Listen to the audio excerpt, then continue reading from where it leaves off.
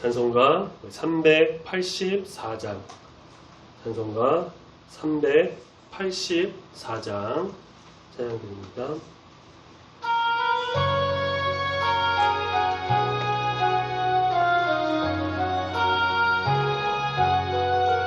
나의 갈 길 나가도록 예수 인도하시니 내 주 안에 있는 긍휼 어찌 의심하리요. 믿음으로 사는 자는 하늘 위로 받겠네. 무슨 일을 만나든지 만사 형통하리라. 무슨 일을 만나든지 만사 형통하리라. 나의 갈 길 나가도록 예수 인도하시니 어려운 일 당한 때도 족하는 해주시네. 나는 심히 고단하고 영혼 매우 가난하. 나의 앞에 반석에서 샘물 나게 하시네. 나의 앞에 반석에서 샘물 나게 하시네. 나의 갈 길 나가도록 예수 인도하시니 그의 사랑 어찌 큰지 말로 할 수 없도다. 성령 감화 받은 영혼 하늘나라 갈 때에 영영 부를 나의 찬송 예수 인도하셨네. 영영 부를 나의 찬송 예수 인도하셨네.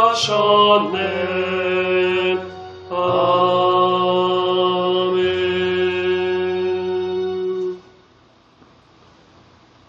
사도신경으로 신앙 고백 드리겠습니다. 전능하사 천지를 만드신 하나님 아버지를 내가 믿사오며 그 외아들 우리 주 예수 그리스도를 믿사오니 이는 성령으로 잉태하사 동정녀 마리아에게 나시고 본디오 빌라도에게 고난을 받으사 십자가에 못 박혀 죽으시고 장사한 지 사흘 만에 죽은 자 가운데서 다시 살아나시며 하늘에 오르사 전능하신 하나님 우편에 앉아 계시다가 저리로서 산자와 죽은 자를 심판하러 오시리라. 성령을 믿사오며 거룩한 공회와 성도가 서로 교통하는 것과 죄를 사하여주시는 것과 몸이 다시 사는 것과 영원히 사는 것을 믿사옵나이다. 아멘. 하나님 말씀 마태복음 18장 마태복음 18장 6절부터 10절까지의 말씀 신약성경 30페이지쯤에 있습니다. 마태복음 18장 6절부터 10절까지의 말씀 천천히 한 목소리로 함께 읽도록하겠습니다. 시작. 누구든지 나를 믿는 이 작은 자 중 하나를 실족하게 하면 차라리 연자 맷돌이 그 목에 달려서 깊은 바다에 빠뜨려지는 것이 나으니라. 실족하게 하는 일들이 있음으로 말미암아 세상에 화가 있도다. 실족하게 하는 일이 없을 수 없으나 실족하게 하는 그 사람에게는 화가 있도다. 만일 내 손이나 내 발이 너를 범죄하게 하거든 찍어내버리라. 장애인이나 다리 저는 자로 영생에 들어가는 것이 두 손과 두 발을 가지고 영원한 불에 던져지는 것보다 나으니라. 만일 내 눈이 너를 범죄하게 하거든 빼어내버리라. 한 눈으로 영생에 들어가는 것이 두 눈을 가지고 지옥불에 던져지는 것보다 나으니라. 삼가 이 작은 자 중에 하나도 업신여기지 말라. 너희에게 말하노니 그들의 천사들이 하늘에서 하늘에 계신 내 아버지의 얼굴을 항상 배웠느니라. 아멘. 네, 우리가 보는 이 복음서 말씀에 나오는 예수님의 12명의 제자들, 가룟 유다를 굳이 제외하고 11명의 제자만 본다고 해도요, 그들이 예수님과 같이 다녔던 그 당시에는 그렇게 신앙이 잘 다져져 있는 것이 아니었고, 또 예수님의 그 모든 것을 다 믿고 행하실 것을 다 막 기대하는 또 확신도 없었습니다. 오히려 그들은 예수님의 그 죽으시고 부활하신다는 말씀을 듣고 심히 근심했다고 하고, 또 다른 세상 사람들과 다를 바 없이 예수님이 그 로마의 그 압제, 억압에서 유대인을 구원할 어떤 정치적으로 가장 높은 자리에 오를 왕이 될 것이라고 여겼던 걸로 보입니다. 가룟 유다 같은 경우는 어쩌면 그것을 다른 제자들보다 좀 더 빨리 알아차려서, 그런데 내가 따르는 예수라는 사람이 나한테 어떤 유익을 주는 게 없고 높은 자리에 오를 것 같지도 않아 보이고, 그런 먼저 알았던 그에게 사탄이 이제 싹 들어와서 그래서 예수님을 좀 팔아넘기는 그런 일이 되지 않았나, 그렇게도 생각하는 사람들이 있습니다. 제자들은 이제 나중 예수님께서 부활하시고 승천하신 후에 이제 사도행전 1장에서 성령이 임하는 그 때에 이제 모든 것을 깨닫게 되고, 그 순간에 이제 좀 더 확실한 제자, 사도들이 이제 되었다고 할 수가 있는데요. 그래서 우리가 지난주 말씀을 한번 다시 생각해 보면은, 그래서 제자들이 아직 다듬어지지 않았었기 때문에 누가 더 높은지, 그것도 천국에서 누가 더 높은 사람인지에 대해서 서로 다투고 결국 예수님께 와서 누가 더 큰 사람입니까? 라고 따지면서 좀 물었던 것을 우리가 보게 됩니다. 예수님께서는 어린아이와 같이 자기를 낮추는 사람, 겸손한 사람이 바로 천국에서 큰 자라고 말씀하시고요. 그리고 오늘 우리가 읽은 본문 말씀 6절에서 계속 이어서 말씀하시기를, 예수님을 믿는 이 작은 자 중에 하나를 실족하게 하게 되면 어떻게 되는지에 대해서 말씀을 하세요. 앞서 말씀에서 이제 영접하다, 이제 5절에 보면 영접하면 곧 나를 영접한다라는 영접하다라는 말과 좀 대조되게 실족하다라는 말이 이제 반복해서 등장을 하죠. 우리 6절에 보면은 또 한 번, 7절에도 한 3번 이렇게 나오는데, 본래 의미는 실족, 족이 발이고 실은 이제 헛디뎠다는, 그래서 발을 잘못 헛디뎌서 미끄러지다, 넘어지다, 이런 뜻인데, 성경에서는 대부분 이제 죄를 짓는 것을 실족하다, 혹은 죄를 짓게 하는 그런 모든 유혹까지도 다 실족하다라는 거라고 가리킵니다. 그래서 이 실족하다라고 하는 능동태적인 말로 이제 사용했을 경우에는 내가 그렇게 죄를 짓거나 내가 유혹에 빠졌다라는 그런 경우를 말하고요. 오늘 본문 말씀에서는 실족하게 하면, 실족하게 하다, 이런 어떤 수동태라고 쓰인 것은 이제 나로 인해서 누군가가 죄를 짓거나 나의 어떠한 모습으로 인해서 상대방이 잘못된 길을 가거나 유혹에 빠지는 그런 것을 말한다고 했죠. 그래서 다시 말하자면 나의 어떠한 언행, 나의 어떤 행동, 판단, 그런 등등으로 인해서 다른 사람이 발을 잘못 디뎌 미끄러져 넘어지는 것처럼 죄를 짓는 경우, 이런 경우가 지금 오늘 말씀에 나오는 실족한다라는 것입니다.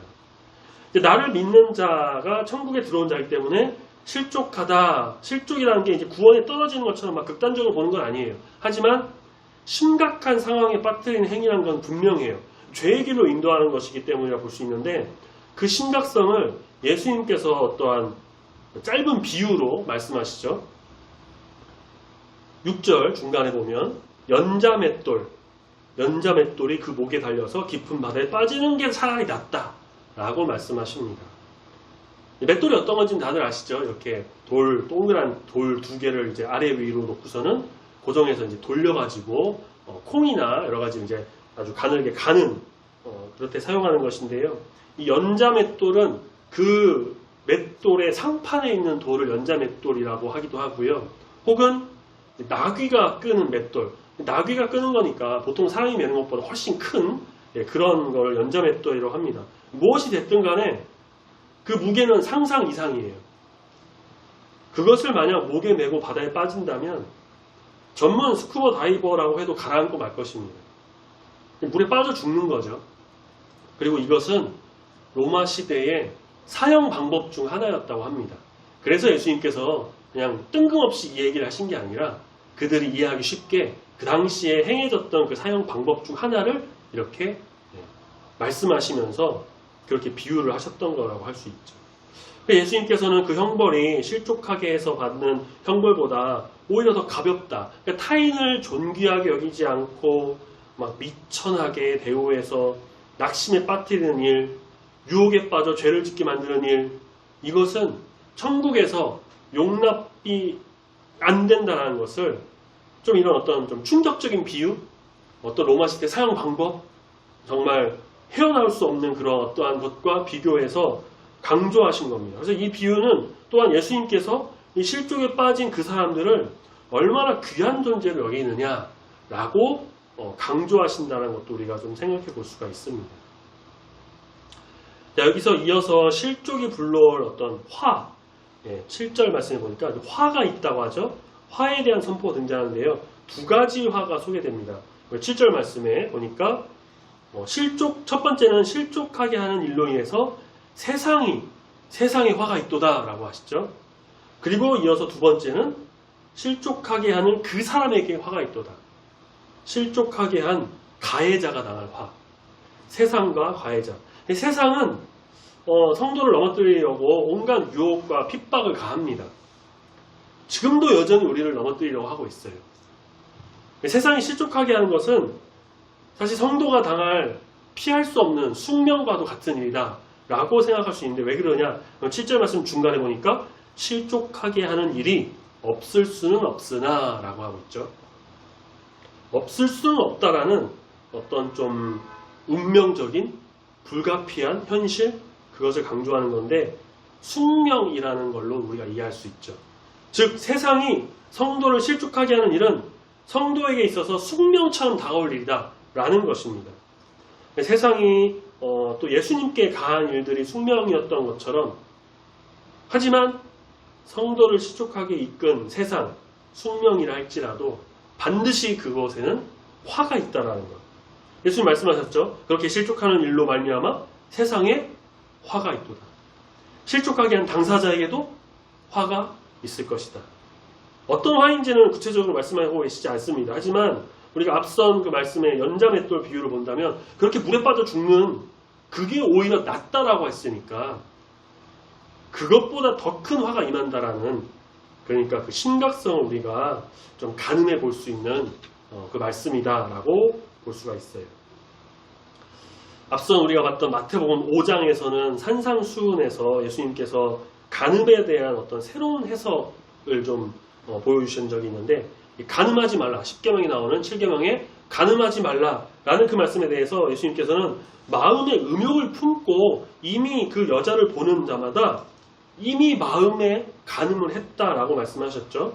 그래서 마태복음 5장 29절 말씀에 보면은 29절 30절에서 오른쪽 눈과 오른쪽 손이 간음으로 몸 전체를 실족하게 하거든 차라리 잘라버려라 라는 어떤 좀 과장법적 그런 비유를 했어요.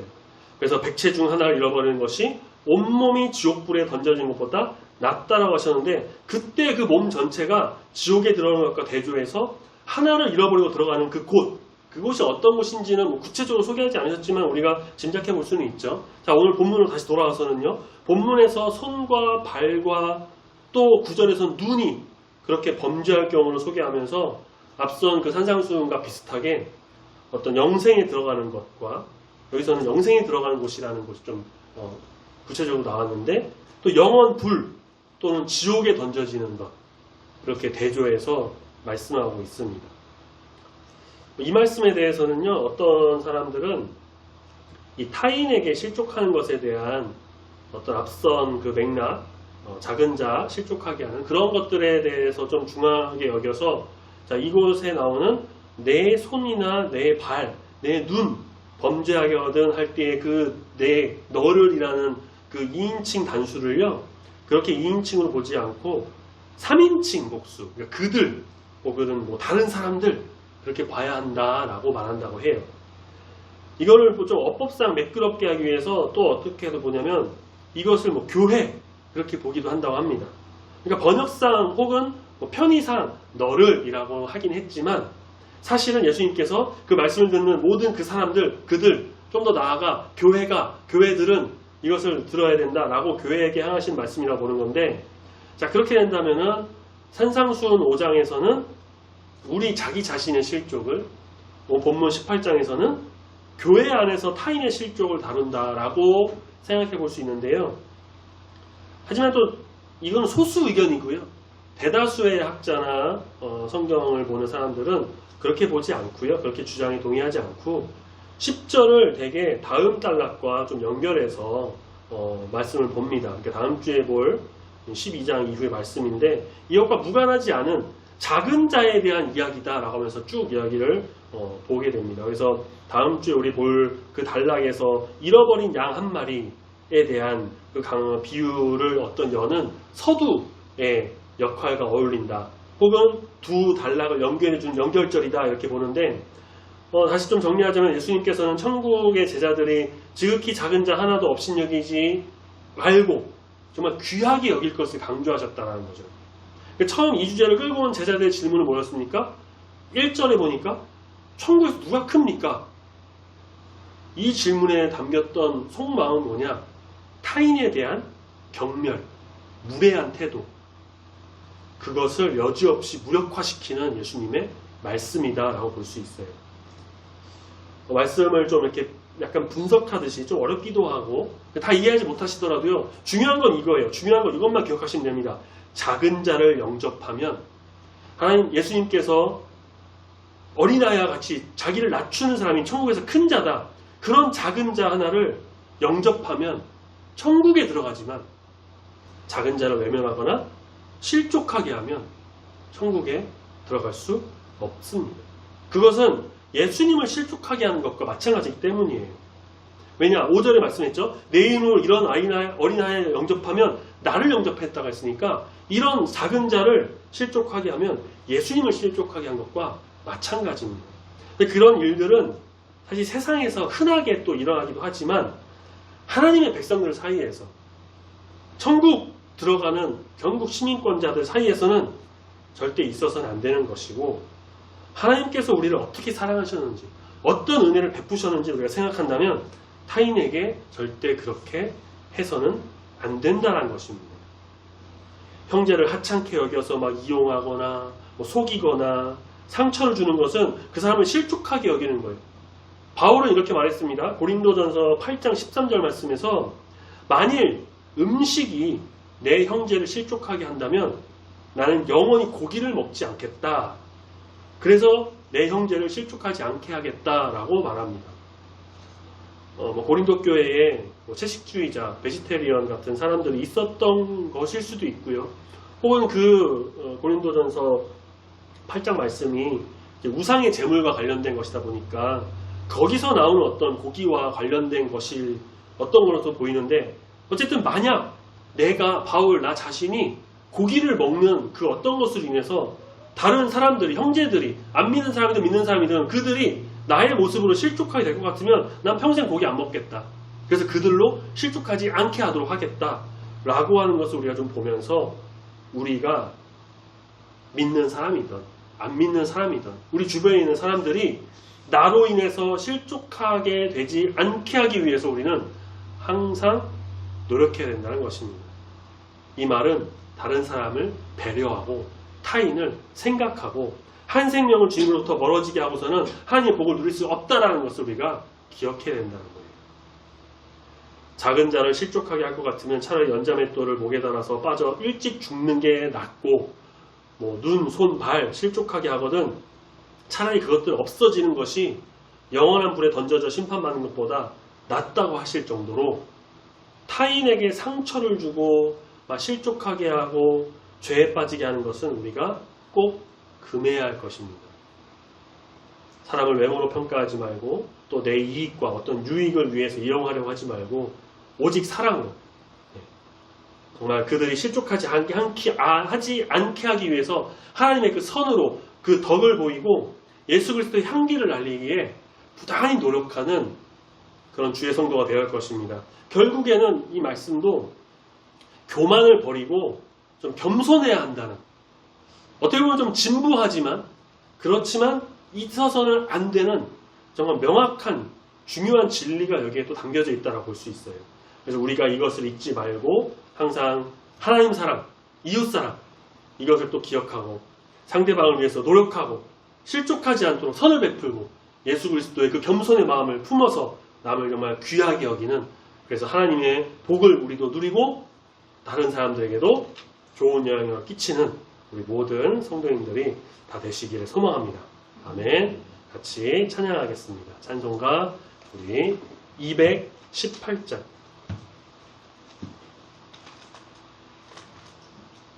찬송가 218장 찬양합니다.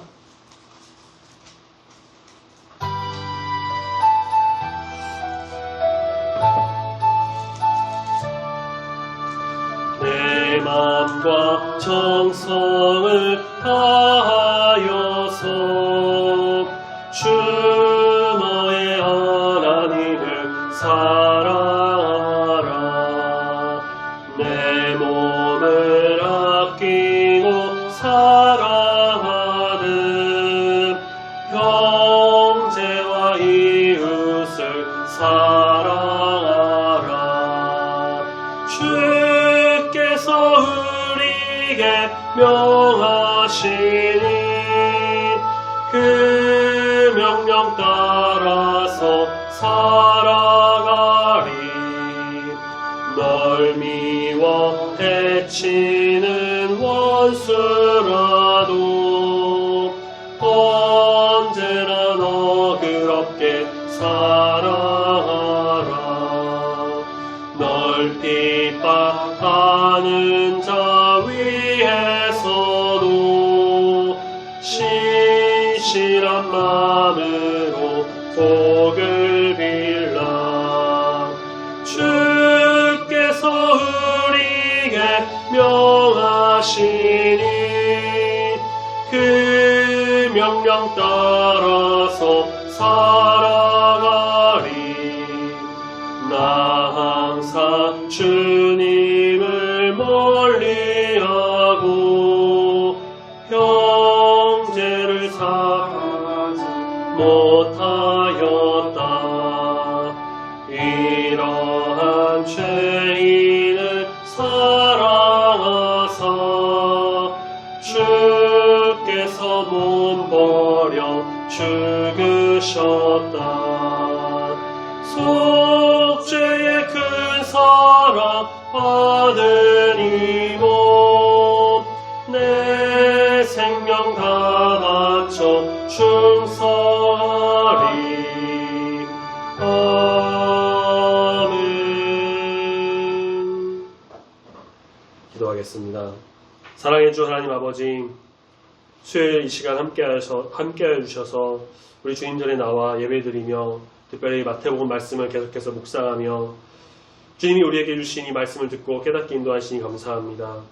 어린아이와 같이 자기 자신을 낮추는 자, 겸손한 자가 천국에 들어가는 것이고 또 천국에서 큰 자이고 또한 이런 작은 자를 실족하게 하는 것이 잘못된 것임을 말씀하시는 우리 주님의 음성을 들으면서 우리가 살면서 나의 이익이나 만족을 위해 다른 사람에게 해를 끼치거나 실족하게 했던 것이 있었는지 우리의 자신을 되돌아보며 반성하게 됩니다.